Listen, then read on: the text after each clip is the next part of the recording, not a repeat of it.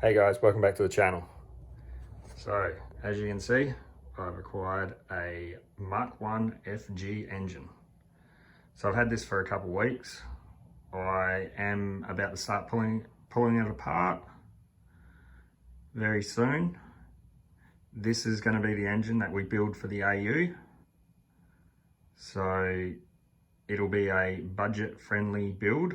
So basically, anybody who wants to follow along with this, I will give you a rough price on what I spend on it. So if anybody wanted to do this in the future, they have something to look back on. Now, this engine I got from a guy who was going to put this in a XW sedan, but he changed his mind and went back to a V8. So I got this for the price of one. So I got this FG engine and I got a BA engine. The BA engine is not here, it's out my parents' property. So he got the BA engine for the sump. So he's already swapped the sump onto this FG engine, which benefits me because for it to go in an AU, it has to have a BA sump. So this is a relatively low kilometer engine from what he told me. I did have a look in the oil filler cap. It did look pretty clean, but when we pull this apart, we'll find out how grubby it is on the inside. So for people that wanted to know what we're going to do with this, I did mention it in one of the AU videos, the last videos. So we're going to do valve springs, head studs, pistons. We're going to put XR6 turbo FG rods in it, obviously. Oil pump gears and timing chain. So basically a very budget build. So there may be other things as we go along, but I'll update that as we go. So I've been acquiring parts for it over the last few months. So we have a Garrett GDX 3582 turbo, all FG intercooler piping, Aeroflow oil filter for the turbo, just random fittings that I'm going to need as I go along. And yeah, this is just a oil drain back for the turbo. So you may be looking at this engine thinking, how are we going to get this FG turbo intercooler piping onto a NA style manifold? Well, that is going in the bin because I've ordered a FG turbo intake from No Prep Performance. So it will have the FG turbo style inlet manifold on it. I also have a exhaust manifold from an FG turbo, which is sitting right there. I'm not going to get it out because it's got a lot of stuff sitting on it. So yeah, I've acquired a turbo coil cover for it. The turbo coil covers have a cutout in the back of them where the NA coil covers do not.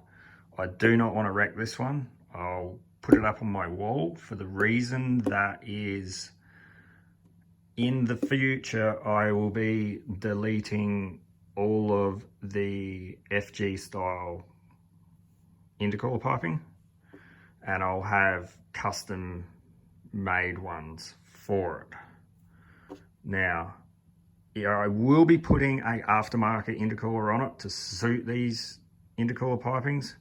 It'll be a, you know, just a cheap eBay intercooler, you know, $300 special. That's what'll be going on it. So just something very nice and simple. So we'll have to make it fit the AU, obviously, because none of this is made to fit an AU, so we'll make it fit. Now the AU is still not back. Graham still has it at the moment. He's just doing the last couple of things on it. He did tell me he got the air conditioning to work on it. It still needs to be regassed though. and the last bit on it is just the cruise control. So he's sorting out the cruise control, then we'll have it back. Once we get it back, I'll drive the AU around for 3 months, and in that 3 months I'll be building this. Once that 3 months is up and it runs out of rego, the engine swap will happen. So all of this stuff will go into the AU. Now, I still do need to get some stuff for the AU. I have to order a dump pipe for it. I'll be making a full exhaust for it. So I still need to order all of the internals for this engine though, which I'll be doing in the next couple months. So I am going to start pulling this thing apart tonight. I will get the inlet off of it and the exhaust off of it. And after that, I will update on what it actually looks like. We'll be able to see a little bit more around this engine to see what it's like. So I'll update you guys in a minute. Righto, intake's off, exhaust manifold is off, loom is on the ground. I'll just put so to get the loom off, you have to take the coil cover off. I just plumb this hose back into it. That's not how it goes, but it fits, so it's all good. I mean, it all looks fine. It looks like it was running pretty healthy. All of the intake, exhaust manifold, coolant lines, vacuum lines and stuff, booster line. So yeah, all right, well, I think I'm gonna leave it off there for tonight. And like I said, I have to order more stuff. So I've kind of got a bit more of an idea of what I have to order now. So I have to get some exhaust studs as well. I just seen that these are bolts and you need studs. So I'll order them. The other thing is I'm thinking about buying one of these and doing a giveaway. But the giveaway will only be at 1,000 subscribers. So let me know in the comments if you would be or anybody would be interested in winning a prize, you know, something like that. I find this thing handy, like real handy. I use it all the time. So that ratchet wrench made light work of all of that. I just jammed it on the inside of the manifold and just they all come out. So I might actually go buy one and do a giveaway on one, but it'll only be at 1,000 subscribers. So just let me know in the comments. All right, so I have purchased some used FG XR6 turbo rods. These rods are the 3R23 rods, turbo rods, pistons. Will not be using them, going aftermarket, so I don't need to worry about that. Fuel pump turned up, my new fuel pump. It is a Walbro GSS 351 for anybody that wants to know part number. So that will be going into the fuel tank in the AU. My No Prep Performance manifold turned up. That was delayed in a shipment by 1 month. So I would have got it a lot sooner, but he did let us know that it was going to be delayed. So doesn't matter, it turned up, thank God. The other thing I've been doing, made my own loom. So this is mainly a BA loom converted to a FG, as FGs run all the injectors come out from the coil cover. So I've modified the BA loom to make it look like a FG loom.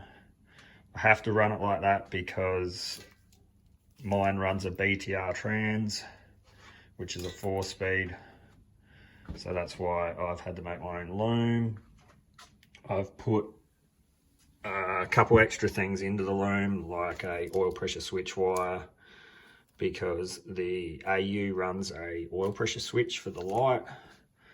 A couple other things had to be changed on the loom. So the TPS wire is different from a BA loom. So that's all been wired up, and you just got your map sensor wire there.